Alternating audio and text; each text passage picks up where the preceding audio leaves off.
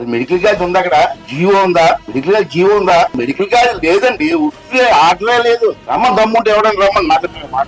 ఈ మెడికల్ కాలేజీకి జీవో లేదని అడుగుతారా? ఇదిగో జీవో నెంబర్ 204 వినబడుతుందా?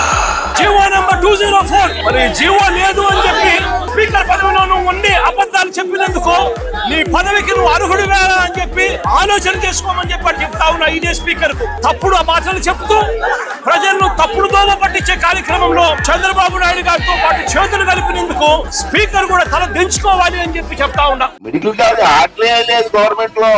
మా వాడు మెడికల్ కాలేజ్ తెచ్చి 5 ఆఫ్ చేసినట్టు ఆటో చూపించమను. Medical college auto central government ఇవ్వాలి. ఆటో చూపించి ఒక ఆయన చూపించి నాకు. జీవో నెంబర్ 204 ఇక్కడ నుంచి ప్రాతినిధ్యం వహిస్తా ఉన్న ఎమ్మెల్యే స్పీకర్ గారికి కూడా చెప్తా ఉన్నా, ఫండింగ్ లేదని మీరు చెప్తా ఉన్నారు. నాబార్డ్ ఫండ్స్ తో అప్పట్లోనే ఈ ప్రాజెక్ట్ లకు టైఅప్ చేశాం. నాబార్డ్ ఫండ్స్ ఏ కాకుండా సెంట్రల్ గవర్నమెంట్ నుంచి special assistance for infrastructure projects కూడా తీసుకొని వచ్చి ఈ మెడికల్ కాలేజీలన్నీ కూడా special assistance for infrastructure projects కేటగిరీలో ఈ ప్రాజెక్టులను కూడా పెట్టడం జరిగింది.